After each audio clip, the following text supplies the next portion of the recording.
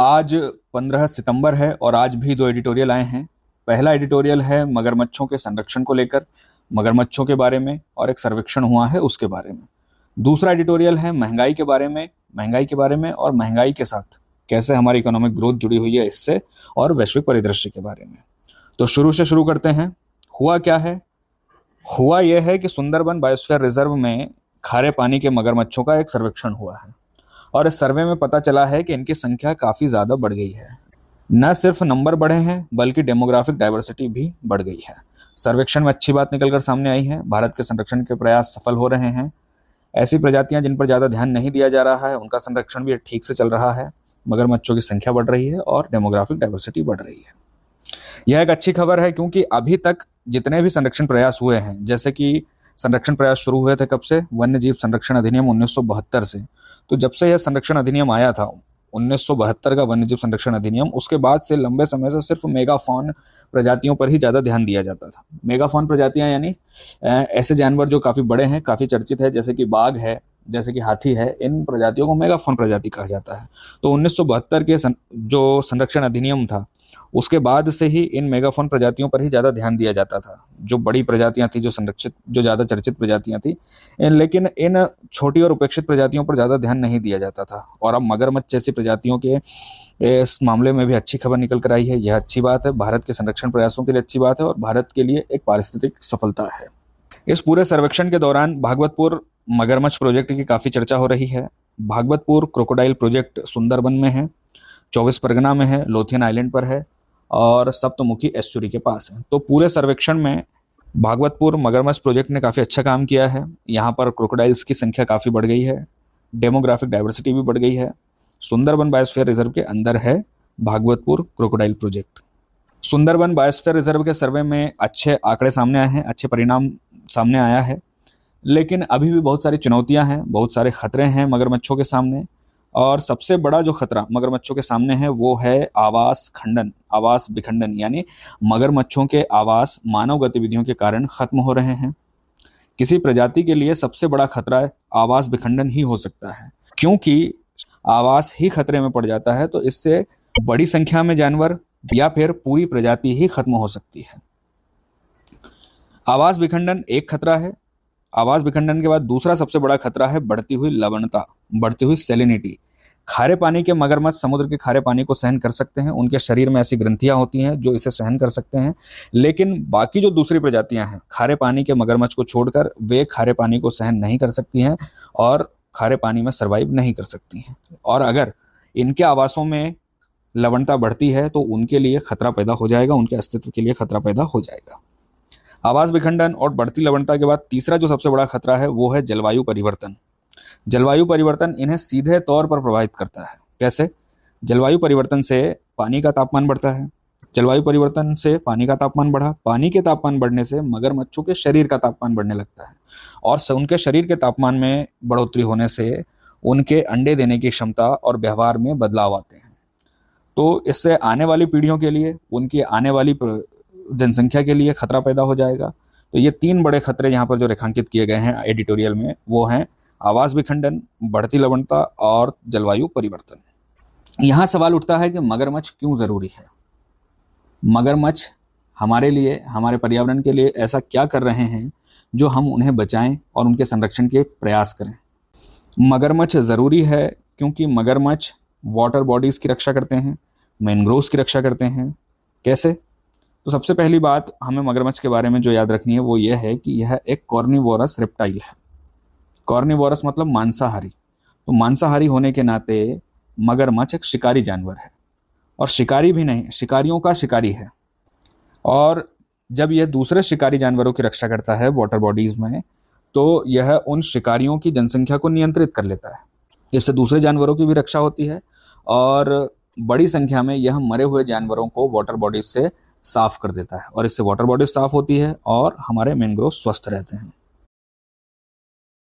मगरमच्छों की संख्या बढ़ रही है, मगरमच्छों की डेमोग्राफिक डाइवर्सिटी बढ़ रही है, तो मगरमच्छ यह बता रहे हैं, मगरमच्छों की प्रजाति यह बता रही है कि मानव बस्तियों के विस्तार के बावजूद मगरमच्छों के आवास काफ़ी स्वस्थ हैं, सुरक्षित हैं। कितने ही चक्रवात आते रहते हैं, उसके बावजूद समुद्री स्तर बढ़ रहा है, उसके बावजूद नहरें और नदियां अभी भी मगरमच्छों का पोषण कर पा रही हैं।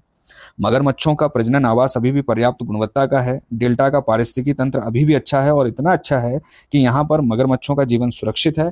सुरक्षित होने के साथ साथ इनकी जनसंख्या का भी विस्तार हो रहा है। मतलब मगरमच्छों की मौजूदगी यह भी बताती है कि किसी स्थान का, किसी जगह का, किसी पारिस्थितिकी तंत्र का स्वास्थ्य कैसा है। अगर मगरमच्छ हैं तो पारिस्थितिकी तंत्र का स्वास्थ्य अच्छा है, और अगर उनकी संख्या कम हो रही है या खत्म हो रहे हैं तो हमें उस पूरे पारिस्थितिकी तंत्र की चिंता करनी होगी, उसका संरक्षण करना होगा। तो यह एक इंडिकेटर के रूप में भी काम करता है। मगरमच्छों की संख्या बढ़ रही है, अच्छी बात तो है ही। जरूरी है कि एक प्रजाति को बचा लिया गया था, एक प्रजाति के लिए संरक्षण प्रयास अच्छी तरह से किए गए हैं और उसका परिणाम भी हमारे सामने निकल कर आया है। लेकिन यहाँ पर सबसे ज़रूरी बात जो ये है कि हम इस उदाहरण से यह सीख सकते हैं कि उपेक्षित प्रजातियों के लिए क्या किया जा सकता है। यहाँ पर जो मगरमच्छ संरक्षित हुए हैं, मगरमच्छों की संख्या बढ़ी है। मगरमच्छों की संख्या बढ़ी है इसलिए नहीं कि मगरमच्छ बहुत ज़्यादा लोकप्रिय हैं या बहुत ज़्यादा चर्चित हैं, बल्कि इसलिए बढ़े हैं, मगरमच्छों की संख्या इसलिए ज़्यादा हो गई है क्योंकि इनके संरक्षण प्रयास में संरक्षण एजेंसियों ने काफ़ी ज़्यादा निवेश किया है, धन का निवेश किया है, समय का निवेश किया है, तकनीक का निवेश किया है और भावनाओं का निवेश किया है। तो सीखने वाली बात यही है कि इसी तरह का ध्यान दूसरी प्रजातियों पर भी दिया जाए ताकि उनका भी संरक्षण हो सके, उन्हें भी बचाया जा सके, ताकि उनके माध्यम से हम अपने पर्यावरण को, हम हमारी पारिस्थिति को बचा सकें। ज़रूरी ये है कि सिर्फ मेगाफॉन या सिर्फ करिश्माई प्रजातियों पर ही नहीं, बल्कि हमारे इन्वायरमेंट और इकोलॉजी के लिए ज़रूरी सभी प्रजातियों पर उतना ही ध्यान दिया जाए। संरक्षण के साथ समावेशन ज़रूरी है। जितना ध्यान बाघों और हाथियों पर दिया जाता है, उतना ही ध्यान, उतना ही निवेश, उतना ही समय और धन दूसरी ज़रूरी प्रजातियों पर भी खर्च किया जाए। यहाँ पर एडिटोरियल ख़त्म। इसके बाद हम देखेंगे की पॉइंट्स। की पॉइंट्स और कुछ नहीं है बल्कि शॉर्ट नोट्स हैं, छोटे छोटे नोट्स हैं जो हमने इस एडिटोरियल से ही निकाले हैं। तो बात हो रही थी मगरमच्छों के सर्वेक्षण को लेकर। सुंदरबन बायोस्फीयर रिजर्व में एक सर्वे हुआ है।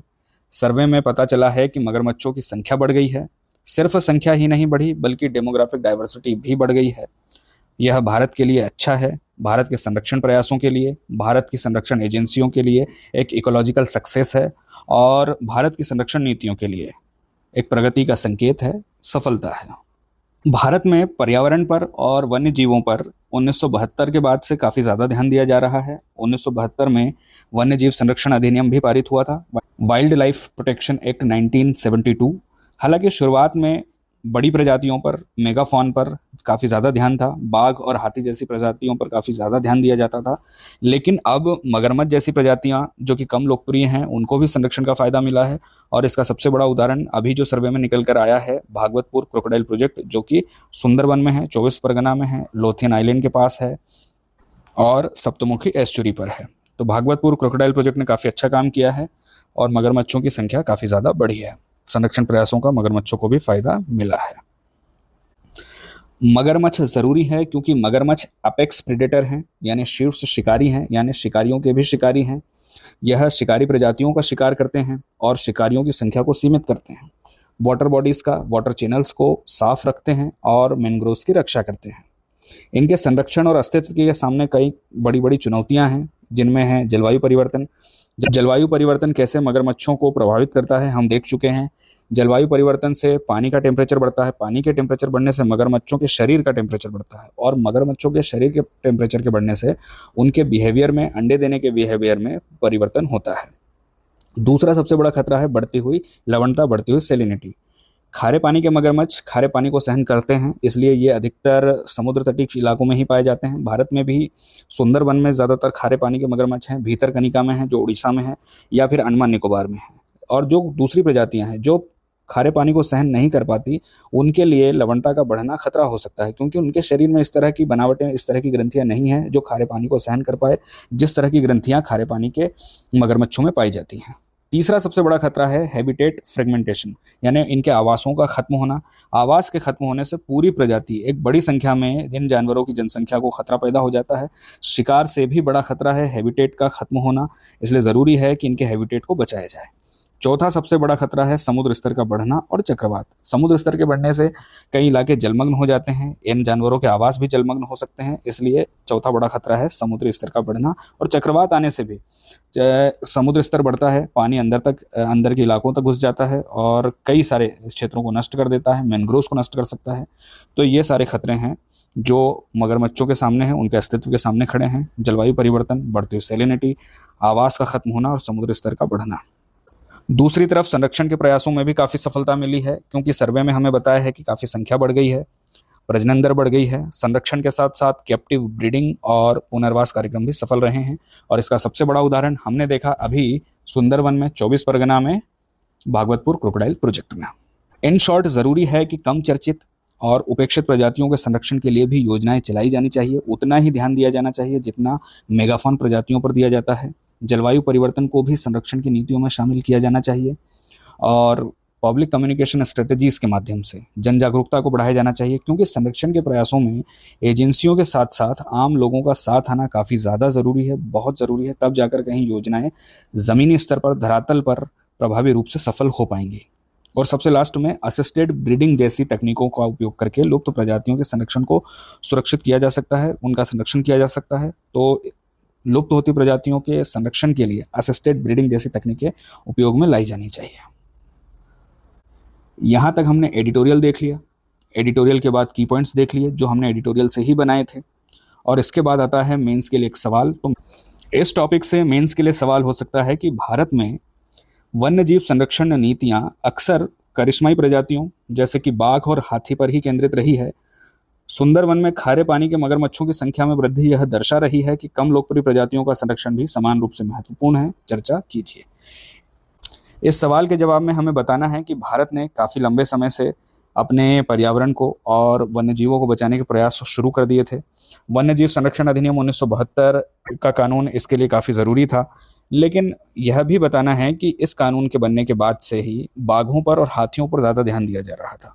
दूसरी जो प्रजातियां हैं, जो उपेक्षित प्रजातियां हैं, ज़्यादा लोकप्रिय नहीं हैं, उन प्रजातियों पर कम ध्यान दिया जा रहा था। मगरमच्छों पर कम ध्यान दिया जा रहा था, लेकिन पारिस्थितिकी के लिए, पर्यावरण के लिए, हमारे पूरे इन्वायरमेंट इकोलॉजी के लिए इस तरह की प्रजातियां भी काफ़ी ज़्यादा महत्वपूर्ण हैं। इसके बाद हमें बताना है कि मगरमच्छों का संरक्षण क्यों ज़रूरी है और उनके अस्तित्व के सामने क्या क्या चुनौतियाँ हैं, और इनसे निपटने के लिए, इन चुनौतियों का सामना करने के लिए और मगरमच्छों का संरक्षण करने के लिए क्या क्या किया जा सकता है। इस एडिटोरियल को पढ़कर हम आसानी से इस सवाल का जवाब लिख सकते हैं। बात यहाँ पर मगरमच्छों की हो रही है, तो मगरमच्छों के बारे में जानना समझना भी ज़रूरी है। मगरमच्छों के बारे में सबसे पहली बात हमें जो याद रखनी है वो ये है कि मगरमच्छ रेप्टाइल वर्ग का जीव है। रेप्टाइल वर्ग में जो जानवर आते हैं वो हैं जैसे कछुआ, सांप, छिपकली और मगरमच्छ जैसे जानवर। और रेप्टाइल वर्ग में भी मगरमच्छ क्रोकोडिलिडाई परिवार का जीव है। तो रेप्टाइल वर्ग और क्रोकोडिलिडाई परिवार, रेप्टाइल वर्ग और क्रोकोडिलिडाई परिवार का जीव है मगरमच्छ। दूसरी बात, मगरमच्छ सेमी एक्वाटिक जीव है और कॉर्निवोरस जीव है। तो मगरमच्छ सेमी एक्वाटिक, कॉर्निवोरस जीव है। सेमी एक्वाटिक मतलब होता है ऐसे जीव जो पानी में भी रह सकते हैं, जमीन पर भी रह सकते हैं। ऐसे जीवों को सेमी एक्वाटिक जीव कहा जाता है, अर्धजलीय जीव कहा जाता है। और कॉर्निवोरस जीव का मतलब है ऐसे जीव, ऐसे जानवर जो मांस खाते हैं, शिकार करते हैं, मांस खाते हैं, यानी मांसाहारी होते हैं। कॉर्निवोरस जीव यानी मांसाहारी। तो मगरमच्छ एक कॉर्निवोरस जीव है।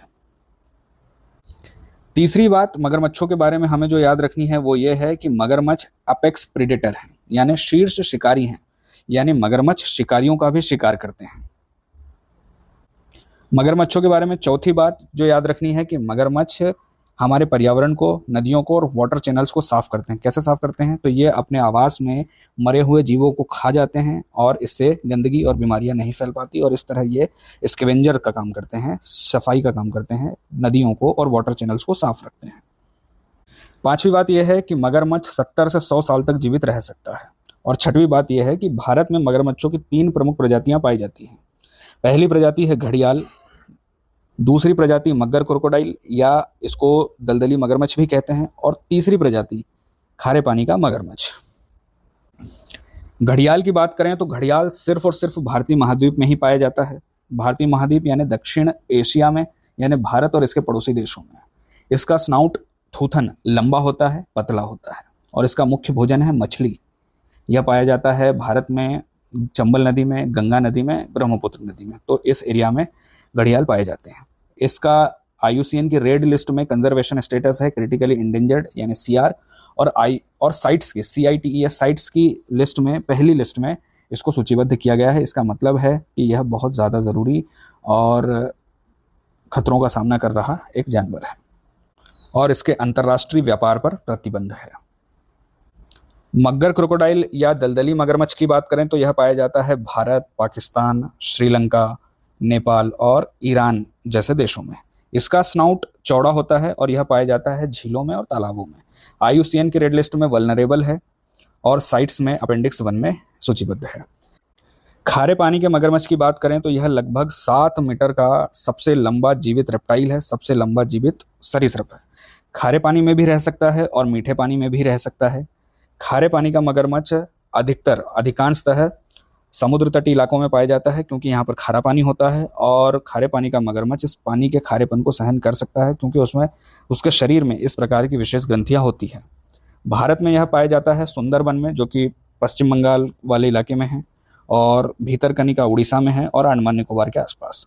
IUCN की रेड लिस्ट में लीस्ट कंसर्न है यानी बहुत आबादी है, चिंता की कोई बात नहीं है, और साइट्स की पहली सूची में पाया जाता है यानी इसके अंतर्राष्ट्रीय व्यापार पर प्रतिबंध है।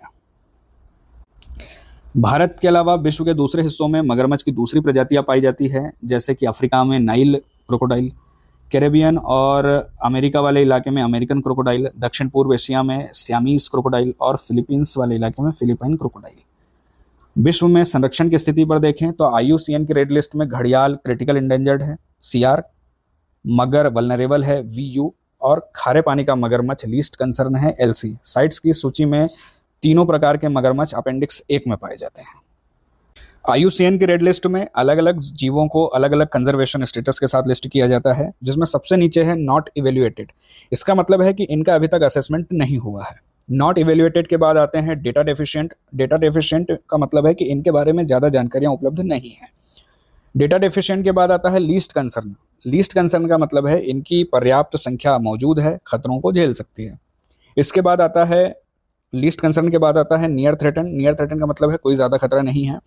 नियर थ्रेटन के बाद आता है वल्नरेबल, मतलब इनके ऊपर, इस प्रकार के जीवों के ऊपर लुप्त होने का खतरा मौजूद है। ये लुप्त हो सकते हैं यदि इनके ऊपर जो विपरीत परिस्थितियां हैं वे चलती रहीं तो। वल्नरेबल के बाद आता है इंडेंजर्ड। इंडेंजर्ड वल्नरेबल से थोड़ा ज़्यादा खतरे वाले जीव होते हैं। इंडेंजर्ड के बाद आते हैं क्रिटिकल इंडेंजर्ड। क्रिटिकल इंडेंजर्ड का मतलब है इंडेंजर्ड से भी ज़्यादा खतरा। और क्रिटिकल इंडेंजर्ड के बाद आते हैं एक्सटिंक्ट इन वाइल्ड। एक्सटिंक्ट इन वाइल्ड इसका मतलब है कि प्राकृतिक आवासों में, प्राकृतिक क्षेत्रों में मौजूद नहीं है। मानव निर्मित रूप से जो कैप्टिव एरिया हैं, जो संरक्षण के प्रयास है, वहाँ पर मौजूद है। इन्हें बचाकर रखा जा रहा है। और एक्सटिंक्ट इन वाइल्ड के बाद आते हैं एक्सटिंक्ट, मतलब ये जीव अब नहीं बचे हैं। तो not evaluated, data deficient, least concern, near threatened, vulnerable, endangered, critical endangered, extinct in wild और एक्सटिंक्ट, ये कंजर्वेशन स्टेटस है जो रेड लिस्ट में, IUCN की रेड लिस्ट में बताए जाते हैं। साइट्स की बात करें तो साइट्स में 3 सूचियां हैं। पहली सूची है जिसमें सबसे ज़्यादा, सबसे अधिक संकटग्रस्त प्रजातियां हैं और इनके अंतर्राष्ट्रीय व्यापार पर पूरी तरह से प्रतिबंध है। पहली सूची के बाद दूसरी सूची है ऐसे जीवों की जो अंतर्राष्ट्रीय व्यापार को, जिनके अंतर्राष्ट्रीय व्यापार को नियंत्रित किया जाता है, जिन पर विलुप्त होने का खतरा तो नहीं है लेकिन फिर भी उनके अंतर्राष्ट्रीय व्यापार को रेगुलेट किया जाता है। तीसरी सूची है उन जीवों की जो कम से कम एक देश में सुरक्षित हैं, संरक्षित हैं। भारत में संरक्षण की बात करें तो भारत में घड़ियालों को और मगर क्रोकोडाइल को और खारे पानी के मगरमच्छ को वाइल्ड लाइफ प्रोटेक्शन एक्ट की शेड्यूल 1 में रखा गया है। कुछ संरक्षण कार्यक्रम भी चल रहे हैं, जैसे घड़ियाल पुनर्वास योजना चंबल नदी में चल रहा है, भीतरकनिका उड़ीसा में है, भागवतपुर क्रोकोडाइल प्रोजेक्ट जो कि सुंदरबन में है। इनके अलावा नंदनकानन जूलॉजिकल पार्क जो कि उड़ीसा में है और मद्रास क्रोकोडाइल बैंक जो कि तमिलनाडु में है, ये भी कृत्रिम रूप से प्रजनन और पुनर्वास का काम करते हैं। मगरमच्छ पर्यावरण और पारिस्थितिकी के लिए, इन्वायरमेंट और इकोलॉजी के लिए क्यों जरूरी हम देख चुके हैं। अपेक्स प्रेडेटर है, स्कैवेंजर का काम करता है और इसको इकोलॉजिकल इंडिकेटर की तरह माना जाता है। यहाँ तक हमने एडिटोरियल देखा। एडिटोरियल के बाद की पॉइंट्स देखे। की पॉइंट्स के बाद इस टॉपिक से जो मेंस के लिए अगर सवाल हो सकता है तो हमने एक मॉडल क्वेश्चन देखा। उसके बाद हमने क्रोकोडाइल से जुड़े कुछ फैक्ट्स देखे जो प्री के एग्जाम के लिए ज़रूरी हो सकते हैं। ये फैक्ट्स प्री के क्वेश्चंस में स्टेटमेंट बनकर आ सकते हैं। और इसके बाद हम लास्ट में देखेंगे MCQ। तो आज का पहला सवाल है, निम्नलिखित में से कौन सी मगरमच्छ प्रजातियां भारत में पाई जाती हैं। घड़ियाल, दलदली मगरमच्छ जिसे मग्गर भी कहते हैं, खारे पानी का मगरमच्छ यानी सॉल्ट वाटर क्रोकोडाइल, या नील मगरमच्छ या नाइल क्रोकोडाइल। हमें बताना है कि इन 4 मगरमच्छ की प्रजातियों में से भारत में कौन सी प्रजातियां पाई जाती हैं। तो भारत में पाई जाती हैं घड़ियाल, दलदली मगरमच्छ और खारे पानी का मगरमच्छ। यानी पहला सही है, दूसरा सही है, तीसरा सही है, चौथा गलत है। उत्तर होगा ऑप्शन सी। इनके कंजर्वेशन स्टेटस की बात करें तो घड़ियाल है क्रिटिकली इंडेंजर्ड, मगर है वल्नरेबल और खारे पानी का मगरमच्छ है लीस्ट कंसर्न। दूसरा सवाल है कि घड़ियाल के संदर्भ में सही कथन चुनिए। 3 कथन दिए गए हैं, हमें बताना है कि सही कौन सा है या कौन से हैं। पहला स्टेटमेंट है कि यह मुख्यतः मछलियों पर निर्भर होता है। बिल्कुल सही है। हमने देखा था कि घड़ियाल का मुख्य भोजन जो है वो मछलियां ही हैं। घड़ियाल के बारे में हमने ये भी पढ़ा था कि उसका जो स्नाउट होता है पतला होता है, लंबा होता है और मछलियों पर निर्भर होता है। मछलियां इसका मुख्य भोजन है। दूसरा स्टेटमेंट है कि यह गंगा, चंबल और ब्रह्मपुत्र जैसी नदियों में पाया जाता है। बिल्कुल सही है। गंगा, चंबल, ब्रह्मपुत्र जैसी नदियों में पाया जाता है। खारे पानी का मगरमच्छ नहीं है, ये मीठे पानी का है। तीसरा स्टेटमेंट है कि इसका IUCN स्टेटस वल्नरेबल है। वल्नरेबल नहीं है, क्रिटिकल इंडेंजर्ड है, अभी थोड़ी देर पहले हमने देखा था। तीसरा सवाल, भीतरकनिका क्रोकोडाइल प्रोजेक्ट किस प्रजाति के संरक्षण से जुड़ा हुआ है? घड़ियाल से, मगर से, खारे पानी के मगरमच्छ से या नील मगरमच्छ से? तो भीतरकनिका क्रोकोडाइल प्रोजेक्ट में किस प्रजाति का संरक्षण किया जा रहा है? थोड़ा सा हमें कंसेप्ट लगाना है यहाँ पर। भीतरकनिका जो है उड़ीसा में है, तटीय इलाके में है। तटीय इलाके में खारा पानी है, तो खारा पानी में पाया जाता है खारे पानी का मगरमच्छ। तो यहाँ पर भीतरकनिका क्रोकोडाइल प्रोजेक्ट में खारे पानी के मगरमच्छ को संरक्षित किया जा रहा है। चौथा सवाल है, निम्नलिखित संरक्षण प्रयासों में से कौन सा सही मेल खाता है? भागवतपुर क्रोकोडाइल प्रोजेक्ट सुंदरबन, पश्चिम बंगाल, बिल्कुल सही है, अभी हमने देखा। घड़ियाल पुनर्वास योजना चंबल नदी, बिल्कुल सही है। और तीसरा, मद्रास क्रोकोडाइल बैंक केरल, नहीं, गलत है, चेन्नई में है, तमिलनाडु में है। पांचवा सवाल है, निम्नलिखित में से कौन सा कथन सही नहीं है? ऑप्शन ए, मगरमच्छ सभी शेड्यूल 1 में शामिल है, बिल्कुल सही है ये तो। दूसरा स्टेटमेंट है या दूसरा ऑप्शन है, सभी मगरमच्छ प्रजातियां साइट्स अपेंडिक्स 1 में आती है, ये भी सही है। तीसरा ऑप्शन है, खारे पानी का मगरमच्छ का IUCN स्टेटस क्रिटिकली इंडेंजर्ड है, नहीं, ये ऑप्शन गलत है, क्योंकि खारे पानी के मगरमच्छ का IUCN स्टेटस क्रिटिकली इंडेंजर्ड नहीं है, लीस्ट कंसर्न है, इसलिए ऑप्शन होगा सी, सही उत्तर है सी। चौथा है, घड़ियाल को फिश ईटिंग क्रोकोडाइल भी कहा जाता है, बिल्कुल सही है, क्योंकि यह मछलियां खाता है। यहाँ पर पहला एडिटोरियल खत्म। अब देखते हैं दूसरा एडिटोरियल जो है महंगाई को लेकर क्या कहता है, देखेंगे। भारत की अर्थव्यवस्था के लिए खुशखबरी की बात है। बताया जा रहा है, विशेषज्ञ अनुमान लगा रहे हैं, विशेषज्ञ बता रहे हैं कि भारत की अर्थव्यवस्था निम्न मुद्रास्फीति और उच्च वृद्धि की तरफ जा रही है। अभी तक 2024 वाले साल में ऐसा था कि महंगाई ज़्यादा थी और इकोनॉमिक ग्रोथ कम थी, लेकिन अब 2025 वाले साल में स्थितियां उलट चुकी हैं। बताया जा रहा है कि अब महंगाई कम हो रही है और इकोनॉमिक ग्रोथ बढ़ रही है। तो कम मुद्रास्फीति यानी लो इन्फ्लेशन और हाई इकोनॉमिक ग्रोथ यानी कि उच्च आर्थिक विकास की जो अवधि है, उसको अर्थशास्त्र में अक्सर एक पॉजिटिव इकोनॉमिक ग्रोथ या पॉजिटिव इकोनॉमिक साइकिल के रूप में देखा जाता है। और इस अवधि में अर्थव्यवस्था स्थिर, स्टेबल रूप से आगे बढ़ती है और धीरे धीरे चलती रहती है। हालांकि अगस्त में महंगाई बढ़ी है, पिछला महीना जो बीता है अगस्त का, उसमें महंगाई बढ़ी है, लेकिन चिंता की बात नहीं है, क्योंकि पिछले 9 महीनों से यानी अगस्त से पहले जो 9 महीने थे उसमें महंगाई लगातार कम हो रही थी। अगस्त में थोड़ी सी बढ़ी है और बढ़कर हो गई है 2.1%। लेकिन ये जो 2.1% का जो महंगाई का रेट है वो RBI के रेंज में है। RBI की रेंज है 2% से लेकर 6% के बीच में, इसके बीच में ही है। इसके लिए चिंता की कोई ज़्यादा बात नहीं है, जोखिम की कोई बात नहीं है। अर्थव्यवस्था हमारी ठीक चल रही है। शहरों और गांवों में भी फूड इन्फ्लेशन नियंत्रित रही है। सब्जी और दालों की कीमत भी कम हुई है। अब इसका कारण क्या बताया जा रहा है? इसका कारण है नेशनल फूड सिक्योरिटी एक्ट में जो पब्लिक डिस्ट्रीब्यूशन सिस्टम से मुफ्त में अनाज बांटा जा रहा है, उसको या तो कम कीमत पर या मुफ्त में खाद्यान्न बांटा जा रहा है पूरे सिस्टम के माध्यम से। तो इससे कहा जा रहा है कि फूड इन्फ्लेशन नियंत्रित रही है, कम रही है। फूड इन्फ्लेशन के अलावा, खाद्यान्नों के अलावा जूते चप्पल, आवास और ईंधन जैसी चीज़ें भी जुलाई की तुलना में अगस्त में सस्ती रही हैं। यहाँ पर यह चर्चा इसलिए ज़रूरी है क्योंकि पिछले साल की तुलना में जो करंट ईयर है वो एकदम उल्टा है, क्योंकि पिछले साल महंगाई ज़्यादा थी, इन्फ्लेशन ज़्यादा थी और इकोनॉमिक ग्रोथ, आर्थिक वृद्धि कम थी। और इस साल पिछले साल की तुलना में मुद्रास्फीति कम हो रही है और आर्थिक वृद्धि ज़्यादा हो रही है। साथ में यह भी अनुमान लगाया जा रहा है कि आने वाले समय में भी परिस्थितियां ठीक रहने वाली हैं, क्योंकि भारत रूस से सस्ता तेल खरीद रहा है, और रूस से यदि भारत तेल खरीदना बंद भी कर देता है तो वैश्विक स्तर पर भी तेल की कीमतें कम चल रही हैं। और तेल की कीमतों का महंगाई के साथ सीधा संबंध होता है। जब भी तेल की कीमतें बढ़ जाती हैं, उससे ट्रांसपोर्ट का खर्चा बढ़ जाता है, ईंधन का खर्चा बढ़ जाता है, ऊर्जा का खर्चा बढ़ जाता है, और इससे कीमतें बढ़ जाती हैं वस्तुओं की, और बाजार में महंगाई दिखने लगती है। तो बढ़ी हुई तेल की कीमतों का असर सीधे बाजार में दिखता है, सीधे लोगों की जेब पर दिखता है। दूसरी बात यह है कि जीएसटी की दरें कम हुई हैं। अभी 22 सितंबर से ये नई दरें लागू हो जाएंगी। दरें कम होने के कारण उम्मीद की जा रही है कि महंगाई भी कम होगी, वस्तुओं की कीमतें और भी कम हो जाएंगी।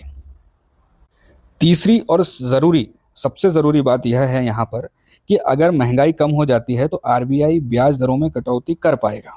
जब भी आरबीआई को महंगाई कम करनी होती है तो वह ब्याज दरों को बढ़ा देता है। जब महंगाई ज़्यादा थी तो आरबीआई ने ब्याज दरें बढ़ाई थी, और अब जब महंगाई कम हो रही है तो आरबीआई आसानी से बिना किसी जोखिम के ब्याज दरों को कम कर सकता है। जब भी ब्याज दरें कम होती है तो लोगों को सस्ता ऋण मिलता है। सस्ता ऋण मिलता है तो बाजार में खर्च करते हैं, निवेश करते हैं, और इससे इकोनॉमिक ग्रोथ आती है। तो महंगाई कम होने से ब्याज दरें कम हो सकती हैं, और ब्याज दरें कम होने से सस्ता ऋण मिल सकता है। सस्ते ऋण से निवेश बढ़ सकता है, खर्चा बढ़ सकता है, लोग खरीदारी कर सकते हैं। जैसे मान लीजिए कम ब्याज दरें हैं तो आप कार पर लोन ले सकते हैं, घर पर लोन ले सकते हैं, और दूसरी चीज़ों पर भी आप लोन ले सकते हैं, और उसे बाजार में जब खर्च करते हैं तो उससे डिमांड बढ़ती है बाजार में, और बाजार में डिमांड बढ़ने से देश में इकोनॉमिक ग्रोथ आती है। तो महंगाई का कम होना अर्थव्यवस्था के लिए एक शुभ संकेत की तरह देखा जा रहा है, और कहा जा रहा है कि अब भारत की अर्थव्यवस्था कम महंगाई और ज़्यादा आर्थिक वृद्धि की तरफ जा रही है, चली जाएगी। यहाँ पर एडिटोरियल खत्म। एडिटोरियल में इतनी ही बातें थी। की पॉइंट्स एक बार देख लेते हैं। बात हो रही है महंगाई के बारे में। पिछले 9 महीनों में महंगाई कम हो रही थी, लगातार कम हो रही थी, लेकिन अगस्त में थोड़ी सी महंगाई बढ़ी है। ओवरऑल महंगाई कम हुई है। अगस्त में जो महंगाई बढ़ी है, जो महंगाई का रेट है वो है इन्फ्लेशन रेट 2.1 का, जो कि आरबीआई की रेंज में है। आरबीआई की रेंज है 2% से लेकर 6% के बीच में। तो आरबीआई की रेंज में है। जो इन्फ्लेशन रेट है जो अगस्त में आया है एकदम सुरक्षित है, चिंता की कोई बात नहीं है। खाद्यान्न मुद्रास्फीति भी कम रही है, दाल और सब्जियों की कीमतें भी कम रही है। खाद्यान्न मुद्रास्फीति फूड इन्फ्लेशन कम होने का एक बड़ा कारण है नेशनल फूड सिक्योरिटी एक्ट और पब्लिक डिस्ट्रीब्यूशन सिस्टम के माध्यम से जो फूड ग्रेन बांटा जाता है, फ्री में बांटा जाता है या बहुत कम कीमत पर बांटा जाता है, वो एक बड़ा कारण रहा है कि गाँवों में, शहरों में, दोनों में फूड इन्फ्लेशन कम रही है, लोगों को राहत मिली है। न सिर्फ फूड इन्फ्लेशन के अलावा कपड़े, जूते, आवास और ईंधन के भाव भी कम हुए हैं। और कहा जा रहा है कि 2024 से 2025 वाला साल ठीक रहा है, जा रहा है, अच्छा जा रहा है।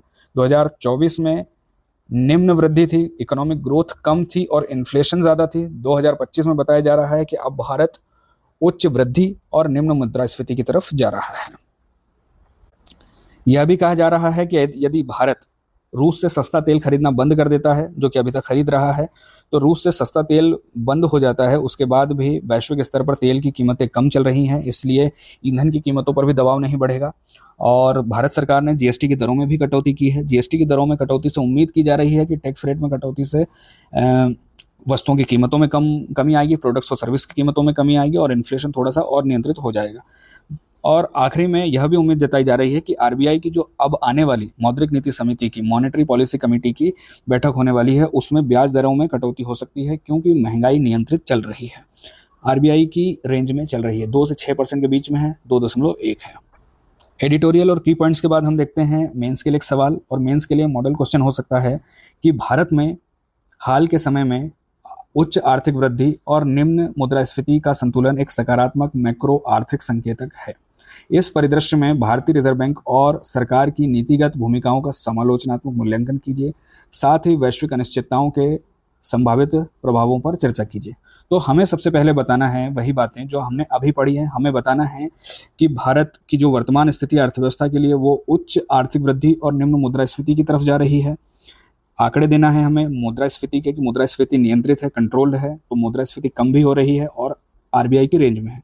उसके बाद हमें बताना है कि यह मुद्रास्फीति, कम मुद्रास्फीति और उच्च आर्थिक वृद्धि भारत की अर्थव्यवस्था के लिए सकारात्मक है, अच्छा संकेत है। इसके बाद रिजर्व बैंक और सरकार की भूमिका के बारे में थोड़ी सी चर्चा करनी है। हमें बताना है कि कैसे आरबीआई अपनी मौद्रिक नीति के माध्यम से और सरकार अपनी राजकोषीय नीति के माध्यम से देश में मुद्रास्फीति को प्रभावित भी करते हैं, नियंत्रित भी करते हैं। सरकार राजकोषीय नीति के माध्यम से पैसा डालती है, दूसरी तरफ आरबीआई ब्याज दरों में कम ज़्यादा करके या तो पैसा डालती है अर्थव्यवस्था में या पैसा निकालती है। जब मुद्रास्फीति ज़्यादा होती है तो अर्थव्यवस्था से पैसा निकाला जाता है और मुद्रास्फीति कम होती है तब अर्थव्यवस्था में पैसा डाला जाता है। जब मुद्रास्फीति ज़्यादा होती है तो ब्याज दरों को बढ़ा दिया जाता है, और जब मुद्रास्फीति कम होती है तो ब्याज दरों को कम कर दिया जाता है।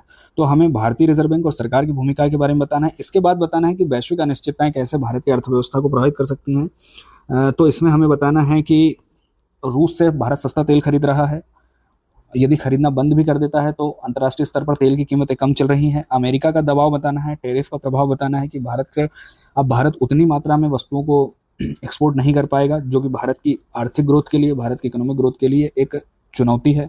इसके बारे में बताना है और अंततः कंक्लूड करना है कि भारत की अर्थव्यवस्था एक सकारात्मक गति से अच्छी दिशा में बढ़ रही है, सही दिशा में बढ़ रही है। सबसे लास्ट में है एमसीक्यू का सेक्शन। एमसीक्यू में सबसे पहला सवाल है कि भारत में मुद्रास्फीति को मापने और लक्ष्य निर्धारित करने के लिए आरबीआई किस सूचकांक का उपयोग करता है?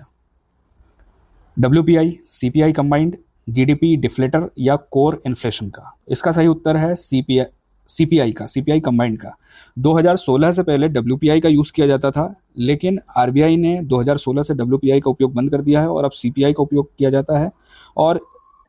और आरबीआई ने WPI का उपयोग इसलिए बंद किया है क्योंकि इससे उपभोक्ता के स्तर पर, ज़मीनी स्तर पर जो वास्तविक कीमतों में उतार चढ़ाव है वो ठीक से नहीं दिखाई देता था, इसलिए अब CPI का उपयोग किया जाता है, WPI का उपयोग नहीं किया जाता है।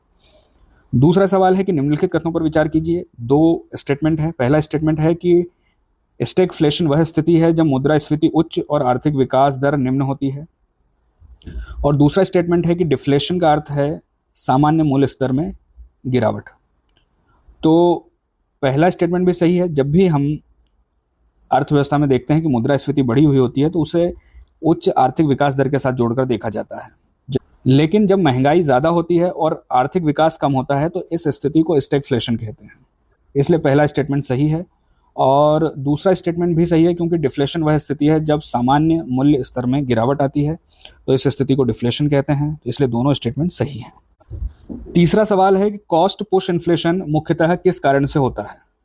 ऑप्शन है उपभोक्ताओं की आय में वृद्धि से, दूसरा उत्पादन लागत यानी ईंधन और मजदूरी में वृद्धि से, तीसरा सरकारी व्यय में वृद्धि से, चौथा विदेशी पूंजी का आगमन से।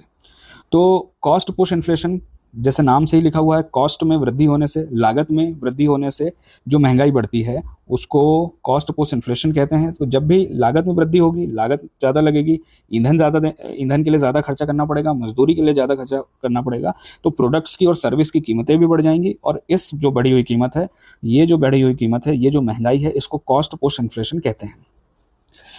चौथा सवाल है कि भारत में वर्तमान में मुद्रास्फीति लक्ष्य क्या है, इन्फ्लेशन टारगेट क्या है?